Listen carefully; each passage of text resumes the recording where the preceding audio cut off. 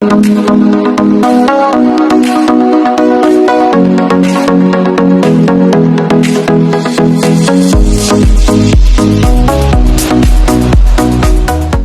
ሀገር ሁለት አህጉራትን የሚያገናኝና ከ2000 ዓመታት በላይ የተጻፈ አስደናቂ ታሪክ አላት። እዚህ የነገስታት ቤተ መንግስቶች ከዘመናዊ ሰማይ ጠቀስ ህንጻዎች ጋር ይገናኛሉ።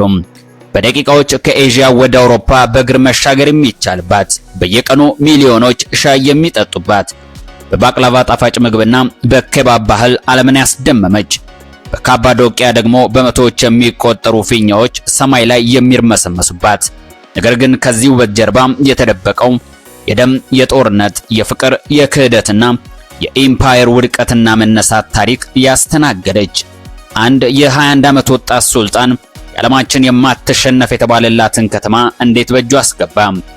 ከ600 ዓመታት በላይ ግማሽ ዓለምን ያስተዳድረው የኦቶማን ኤምፓየር እንዴት ፈረሰ? ዛሬ ቱርክ እንዴት ከታሪኳ ጋር የተሰናሰለ ማንነትን ወደ ዘመናዊ ሀያል ሀገር ቀይራ ቀጠለች? ይህ ቪዲዮ የቱርክን ድንቅ ታሪክ፣ ልዩ ባህል፣ አስገራሚ ሚስጥሮች፣ አሳዛኝ ክስተቶችና ዓለምን ያስደነቁ እውነታዎች ያስመለክታችኋል። እስከ ቪዲዮ መጨረሻ አብራችሁን ቆዩ፣ ምክንያቱም የምታዩት ነገር ስለ ቱርክ ያላችሁን እይታ ሙሉ በሙሉ ይቀይረዋል።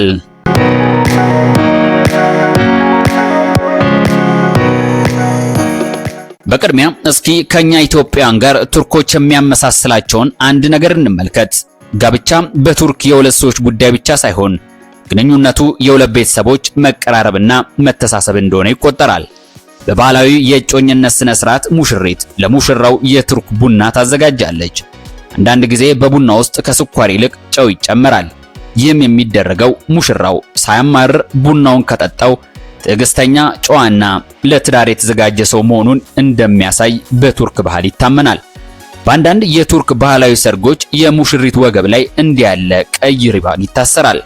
ይህ የቤተሰብ ክብር፣ የመልካም ምኞትና የአዲስ ሕይወት ምልክት ማሳያ ነው። ልክ እንደኛው የሰርግ ባህል በተለይ በትግራይ አካባቢ እንደሚደረገው በሀገረ ቱርክ ለሙሽሮች ወርቅና ገንዘብ መስጠት የተለመደ ነው። እንግዶች ለሙሽሮቹ ወርቅ፣ ጌጣጌጦች ወይም ገንዘብ ይሰጣሉ። ይህ የሚሆነውም አዲሱን ቤተሰብ ለመደገፍ የሚደረግ ባህላዊ ስራ ስለሆነ ነው።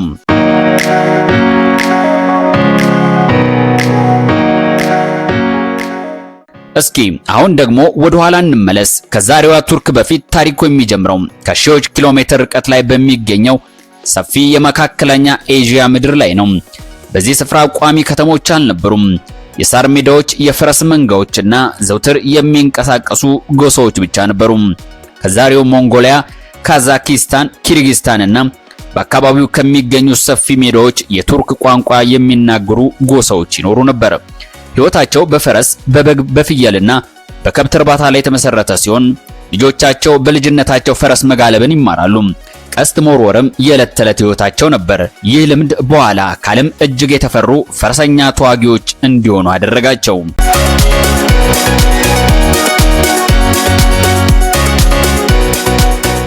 በመጀመሪያ የቱርኮች እምነት የተፈጥሮን ኃይል የሚያከብር ነበር። ሰማይን፣ መሬትን፣ እሳትንና ንፋስን ቅዱስ አድርገው ያከብሩ ነበር። ከጊዜ በኋላ ግን ከእስልምና ጋር በንግድና በግንኙነት ተቀራርበው ብዙዎቹ እስልምናን ተቀበሉ። ይህ የእምነት ለውጥ የቱርኮችን ታሪክ ፈጽሞ ቀየረ። ከተበታተኑ ጎሳዎች ወደ ታላላቅ መንግስታት መሻገር ጀመሩ። በ11ኛው ክፍለ ዘመን ከነዚህ ጎሳዎች መካከል የተነሳው የሲልጁክ መንግስት በፍጥነት ተመነደገ። አደገኛው የሲልጁክ ጦር በፈረስ ላይ ሆኖ በፍጥነት ይንቀሳቀስ ነበር። ቀስተኞቹም ከሩቅ ስፍራ ላይ ሆነው ጠላትን ለይተው መምታት ይችሉ ነበር። በ1071 ዓመተ ምህረት በማንዚክረት ጦርነት የሲልጁክ ጦር የባዛንታይን ኤምፓየርን አሸነፈ። ይህ ድል የአናቶሊያን ወይም የዛሬዋን ቱርክ ዋና ክፍል በሮች ለቱርኮች ከፈተ። ከዚህ በኋላ በሺዎች የሚቆጠሩ የቱርክ ቤተሰቦች ወደ አናቶሊያ ተሰደዱ። ከተሞችን ገነቡ፣ መስጂዶችን አቆሙ፣ ንግድን አስፋፉ። ቀስ በቀስም የአካባቢውን ታሪክ መቀየር ጀመሩ። ነገር ግን ይህ ገና ጅማሮ ብቻ ነበር። በዚች ምድር ላይ የተፈጠረው አንድ ትንሽ ጎሳ በቀጣዮቹ 600 ዓመታት የዓለምን ታሪክ የሚቀይር ግዙፍ ኢምፓየር እንደሚገነባ በዚያን ጊዜ ማንም አላሰበም ነበር።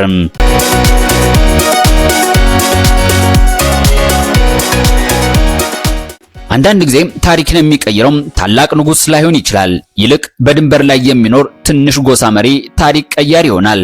ይህ ታሪክም የሚጀምረው ከእንደዚህ ያለ ሰው ነው። በ13ኛው ክፍለ ዘመን መጨረሻ የሴልጁክ መንግስት እየተዳከመ ነበር። ከምስራቅ የመጡት የሞንጎል ወራሪዎች መንግስትን አዳከሙት። ብዙ የቱርክ ጎሳዎችም በአናቶሊያ ተበተኑ። ከነዚህ ጎሳዎች መካከል አንዱን የሚመራው ኦስማን ቤይ የተባለ መሪም ነበር። ግዛቱ ትንሽ ቢሆንም ትልቅ ራዕይ ነበረው። በ1299 ዓመተ ምህረት ራሱን ነፃ መሪ በማድረግ አዲስ መንግስት መሰረተ። ይህም በስሙ የኦቶማን ኤምፓየር ተብሎ ተሰየመ። ኦስማን በሁሉም ጦርነት የሚያሸንፍ አልነበረም፣ ነገር ግን ብልህ መሪ ነው። ከተሞችን በጦርነት ብቻ ሳይሆን በስምምነትና በንግድ ግንኙነትም ይቆጣጠር ነበር። በዚህ ምክንያት ብዙ ሰዎች በፍቃዳቸው ከሱ ስር መሆንን መረጡ።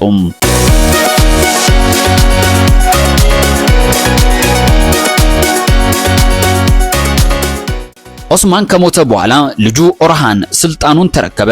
እሱ የመጀመሪያውን የኦቶማን ቋሚ ጦር አደራጀ፣ ሳንቲሞችን አሳተመ፣ ትምህርት ቤቶችንና መስጂዶችን ገነባ። ከዚህ በኋላ ኦቶማኖች ከኤስያ ወደ አውሮፓ በመሻገር በባልካን አካባቢ መስፋፋት ጀመሩ። ከጦር ኃይላቸው በተጨማሪ የኦቶማኖች ሌላ ጥንካሬም የአስተዳደር ችሎታቸው ነበር። በግዛታቸው የሚኖሩ ሰዎች የራሳቸው ቋንቋና ሃይማኖት እንዲጠብቁ ይፈቅዱ ነበር። ይህም ብዙ ህዝቦች በመንግስቱ ውስጥ እንዲቀጥሉ አድርጓል። ነገር ግን አንድ ከተማ አሁንም በፊታቸው እንደ ትልቅ መሰናክል አሊያም እንደ ጅብራ ቆማ ነበርም። ይህች ከተማ ቆስጦንጢኖስ ነበረች። ከ1000 ዓመታት በላይ የባዛንታይን ኤምፓየር ዋና ከተማ የነበረችው ይህች ከተማ በግዙፍ ቅጥሮች የተከበበች በመሆኗ ብዙ ነገስታት ለመያዝ ሞክረው ተሸንፈዋል። ነገር ግን በ1444 አንድ ወጣት ልዑል በዙፋኑ ላይ ተቀመጠ። ስሙ መሐመድ ነበር። ከልጅነቱ ጀምሮ አንድ ህልም ነበረው፣ ቆስጦንጢኖስን አሸንፌ ታሪክን ቀይራለሁ የሚል። በ21 ዓመቱ ይህን ህልም ለማሳካት የመጨረሻ ዝግጅቱን አደረገ። ግዙፍ መድፎችን ሰራ። በ10 ሺዎች የሚቆጠሩ ወታደሮችን አሰባሰበ። ግዙፍ መርከቦችን አዘጋጅቶም በምናቡ ያሰበውን ህልሙን እውን አደረገ።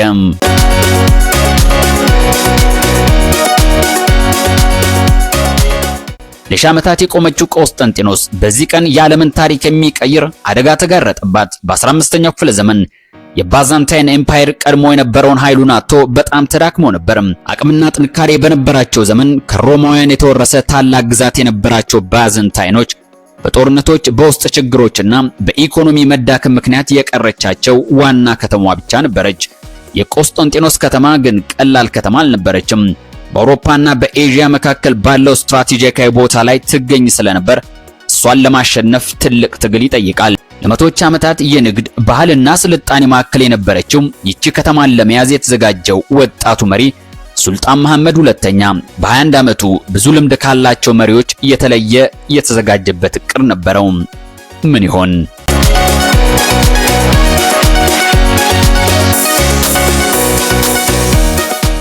በዚያን ጊዜ የነበሩ አጥሮች በጣም ጠንካራ ነበሩ።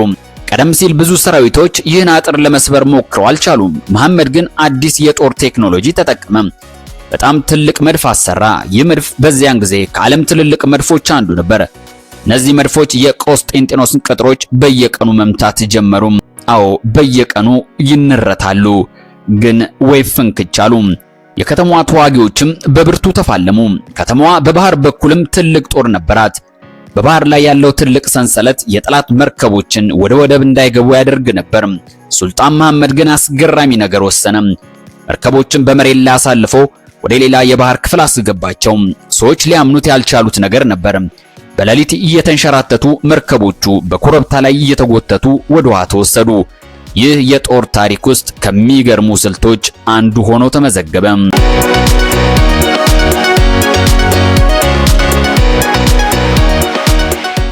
ከ53 ቀናት ከባድ ከበባ በኋላ የመጨረሻው ጥቃት ተጀመረ። የኦቶማን ሰራዊት በቁጥሩ ብዙ ነበር። የከተማዋ ተዋጊዎች ግን እስከ መጨረሻው ተፋለሙ። የቻሉትንም አደረጉ። በግንቦት 29 ቀን 1453 ዓ.ም የቆስጠንጢኖስ ከተማ የማይበገሩ የተባሉ ቅጥሮች ፈራረሱ። ከተማዋ በኦቶማኖች እጅ ገባች። ለአንዳንዶች ይህ የባዛንታይን መጨረሻ ነበር፣ ሌሎች ደግሞ የአዲሱ ልዕለ ኃያል መንግስት መጀመሪያ። የ21 ዓመቱ መሐመድ ከተማዋን ከያዘ በኋላ ፋቲህ ወይም አሸናፊው የሚል ስም አገኘ። ነገር ግን ይህ የኦቶማን ታላቅነት መጀመሪያ ሆኖ ተመዘገበ።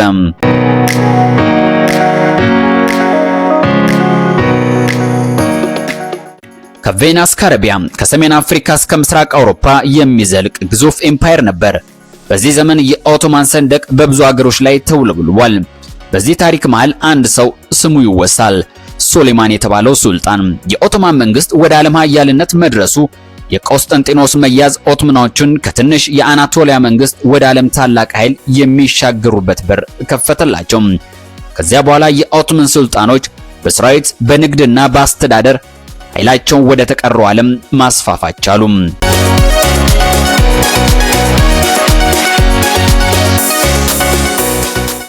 ኢስታንቡል የቀድሞዋ ቆስጠንጢኖስ የኢምፓየሩ ልብ ሆነች። ከተማዋ የምስራቅና ምዕራብ መገናኛ ሆና ንግድ፣ ስነ ጥበብና ሳይንስ እንዲያድጉ አደረገች። ታላቁ ሱሌማን የዓለም ንጉሥ ሆነ። በአውሮፓ ውስጥ ዘ ማግኒፊሰንት ወይም ታላቁ ተብሎ ተጠራ። በኦቶማን ዓለም ደግሞ ካኩኒ ሕግ አውጪው ተባለ። ምክንያቱም እሱ በጦርነት ብቻ ሳይሆን የሕግ ስርዓትን፣ ትምህርትን፣ ስነ ጥበብና ህንፃ ግንባታን አሳደገ። በሱ ዘመን የኦቶማን ኤምፓየር ከፍተኛ የተባለለት የኤምፓየሩ ጫፍ ላይ ደረሰ።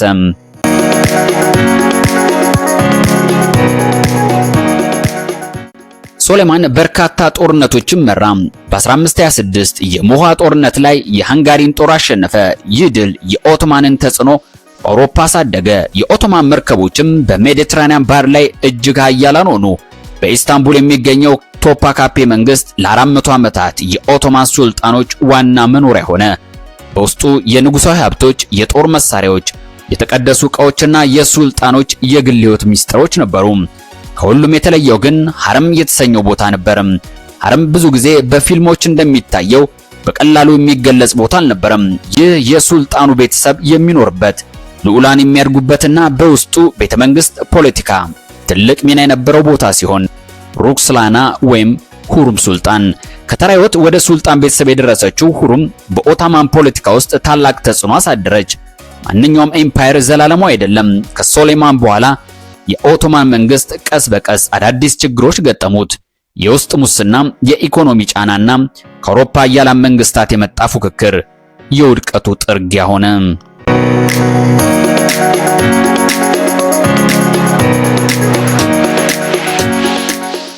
በአንድ ወቅት 3 አህጉራትን ይገዛው የነበረው ኤምፓየር ለምን ቀስ በቀስ መፍረስ ጀመረ?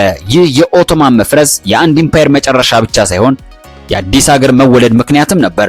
ከ16ኛው ክፍለ ዘመን መጨረሻ በኋላ የኦቶማን ኤምፓየር ቀስ በቀስ መዳከም ጀመረ።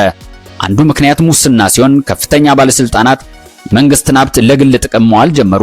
ሌላው ደግሞ በአውሮፓ የተፈጠረው የኢንዱስትሪ አብዮት ሲሆን አዳዲስ ፋብሪካዎች፣ ዘመናዊ መሳሪያዎችና ፈጣን ቴክኖሎጂዎች በአውሮፓ ሲያድጉ፣ ኦቶማኖች ግን በብዙ ዘርፎች ወደ ኋላ ቀሩ። በ17ኛና 18ኛው ክፍለ ዘመን ኦቶማኖች ከኦስትሪያ ከሩሲያና ከሌሎች የአውሮፓ ኃያላን ጋር በተደጋጋሚ ተዋጉ። አንዳንድ ጦርነቶችን ቢያሸንፉም ብዙዎቹን ተሸንፈው በጣም ተዳከሙ። በዚህ ምክንያት ብዙ ግዛቶቻቸውን ቀስ በቀስ አጡ። በ19ኛው ክፍለ ዘመን ኦቶማን ኤምፓየር እጅግ በጣም ተዳከመ። በ1914 የመጀመሪያው ዓለም ጦርነት ሲጀመር ኦቶማን ኤምፓየርም በዚህ ጦርነት ተሳታፊ ነበር። ጦርነቱ ለ4 ዓመታት ቀጠለ።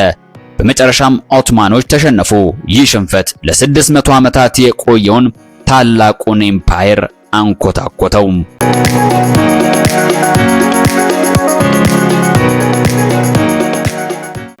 የኦቶማን ኤምፓየር ከወደቀ በኋላ ብዙ የውጭ ኃይሎች የቱርክን መሬት ለመከፋፈል ሞከሩ። ነገር ግን አንድ ወታደራዊ መሪ ህዝቡን ሰበሰበ። ይህ ሰው ሙስጠፋ ከማል ይባላል። እሱ ተከታዮቹን አስከትሎ የነጻነት ትግል ጀመረ። ብዙ ከባድ ጦርነቶችን ካሸነፉ በኋላም የውጭ ኃይሎች ከቱርክ ለቀው ወጡ። በ1923 የቱርክ ሪፐብሊክ ተመሰረተ። ሙስጠፋ ከማልም የመጀመሪያው የቱርክ ፕሬዝዳንት ሆነ። ይህ ሰው ብዙ ታላላቅ ለውጦችን በቱርክ አከናወነ። አዲስ የትምህርት ስርዓት፣ የህግ ማሻሻያ፣ የላቲን ፊደል መጠቀም፣ ዘመናዊ ተቋማትን መገንባት፣ የሴቶችን ተሳትፎ ማስፋፋት፣ እነዚህ ለውጦች ለዛሬዋ ቱርክ መሰረት ጣሉ።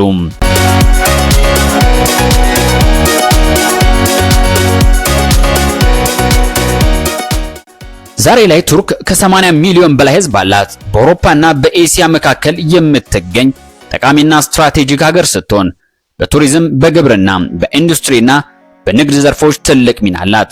ከአስደናቂ ታሪኳ ጀምሮ እስከ ዘመናዊ ከተሞቿ ከጥንታዊ ቅርሶቿ እስከ ውብ ተፈጥሮ ድረስ ቱርክ በዓለም ከሚጎበኙ ምርጥ አገሮች መካከል አንዷ ነች። ዛሬ ቱርክ ባህሏን እየጠበቀች ከዘመናዊ ዓለም ጋር ተቀላቅላለች። ኢስታንቡል በአንድ በኩል የታሪክ መስጂዶችና ቤተመንግስቶች ያሉባት ሲሆን በሌላ በኩል ዘመናዊ ህንጻዎች፣ ቴክኖሎጂና የንግድ ማዕከላት ያሉባት ከተማ ናት። ቱርክ ያለፈውን ታሪክና የዛሬውን ዘመን በአንድ የምታስመለክት ድንቅ አገር ሆናለች።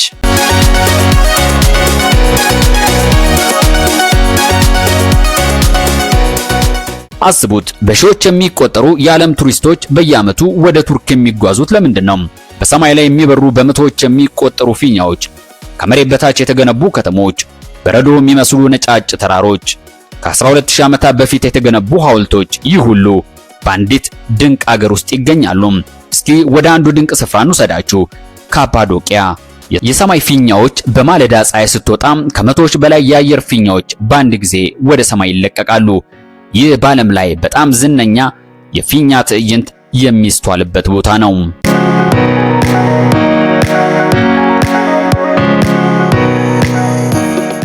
ካፓዶቂያ የሚታወቀው በእሳተ ገሞራዎች በተፈጠሩ ልዩ የድንጋይ ቅርጾች ነው። ጥንታዊ ሰዎች እነዚህን ድንጋዮች በመቆፈር ቤቶች፣ አብያተ ክርስቲያናትና መኖሪያ ቤቶችን ገንብተዋል። ሌላው ድንቅ የቱርክ መልክ የመሬት ውስጥ ከተማ ድሪዩንኪዮ ይሰኛል። ከመሬት በታች እስከ 18 ደረጃዎች የሚወርድ ታላቅ ከተማ እንዳለ ታውቃላችሁ? ይህ ከተማ በጥንት ዘመን ሰዎች ከወራሪዎች ለመሸሸግ የገነቡት ነው። በውስጡ መኝታ ቤቶች፣ የምግብ ማከማቻዎች፣ የውሃ ጉድጓዶች፣ የአየር ማስገቢያ መንገዶችና የእንስሳት ማቆያ ቦታዎች አለው። በአንድ ጊዜ እስከ 20 ሺህ የሚደርሱ ሰዎች በዚህ የመሬት ውስጥ ከተማ ሊኖሩ ይችላሉ።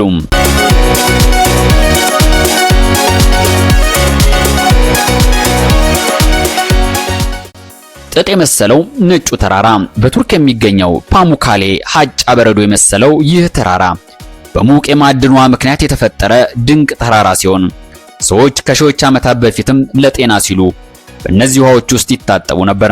ይህ ደግሞ ከግብጾቹ ፒራሚዶች በፊት በደቡብ ቱርክ የሚገኘው ጎቤኪሌ ቴፔ ዓለምን ታሪክ እይታ የቀየረ ስፍራ ነው። እዚህ የሚገኙ የድንጋይ ሐውልቶች ከ12000 ዓመታት በፊት የተሰሩ እንደሆነ ታሪክ ያወሳል። ይህ ማለት ከግብጽ ፒራሚዶችና ከግብጹ ታዋቂው ጥንታዊ ስልጣኔ በፊት የተገነባ ሊሆን ይችላል። ይህ ግኝት ሰዎች ታላላቅ ሕንፃዎችን መገንባት የጀመሩት መቼ ነው የሚለውን ጥያቄ እንደገና እንድናጤን አድርጓል።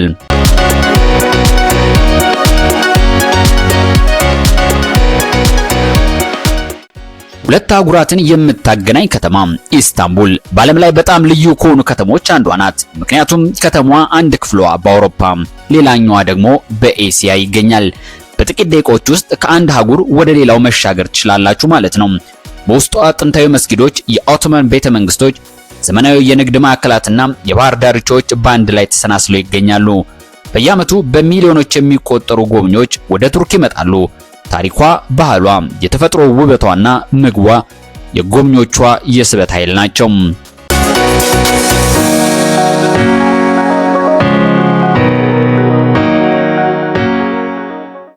በቱርክ ወደ ቤት ሲገባ በጫማ መግባት እንደ ነውር ይቆጠራል። እንግዶችም ቢሆኑ ወደ ሰው ቤት ሲገቡ ጫማቸውን ያወልቃሉ።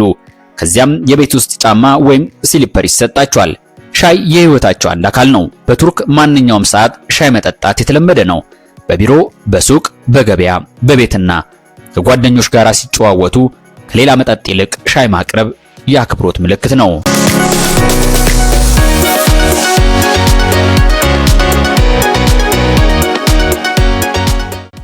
ሌላው ቱርኮችም እንደኛ ኢትዮጵያውያን ቡዳ እንዳይበላ የማለት ልምድ አላቸው። የክፉ ዓይን እምነት ቱርካውያን የሚፈሩት እውነት ነው። በብዙ የቱርክ ቤቶች፣ መኪኖችና ሱቆች ላይ ሰማያዊ የዓይን ቅርጽ ወይም ናዛር ታያላችሁ። ብዙ ሰዎች ይህ ከመጥፎ ዕድል ወይም ከቅናት ይጠብቃል ብለው ያምናሉ። በኢስታንቡል ከተማ ሲጓዙ ብዙ የጎዳና ድመቶች ሊመለከቱ ይችላሉ። ምናልባት ሬስቶራንትና ስጋ ቤት ብዙ ስለሆነ ይሆን እንዴ ትሉ ይሆናል። ነገር ግን ነገሩ ወዲህ ነው። ቱርኮች ድመት በጣም ይወዳሉ። አብዛኞቹ ሰዎችም ለድመቶች ምግብና ውሃ ያቀርቡላቸዋል፣ ይንከባከቧቸዋልም። በዚህም ድመቶቹ የከተማዋ ባህል አንድ አካል ሆነው ቆይተዋል።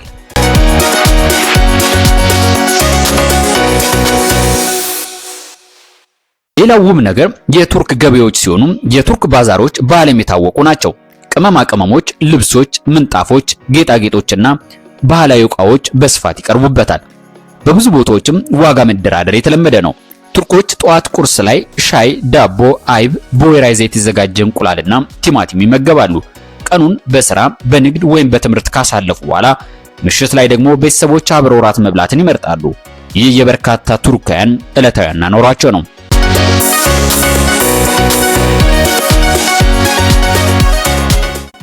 በምሽት የሚደምቁት ኢስታንቡል፣ አንካራና ኢዝሚርን የመሳሰሉ ከተሞች እስከ ሌሊት ድረስ ውበታቸው እንደፈካ ይቆያል። ምግብ ቤቶች፣ ካፌዎችና የባህር ዳርቻ መዝናኛዎች እስከ እኩለ ሌሊት ድረስ በሰዎች ተሞልተው ልትመለከቷቸው ትችላላችሁ።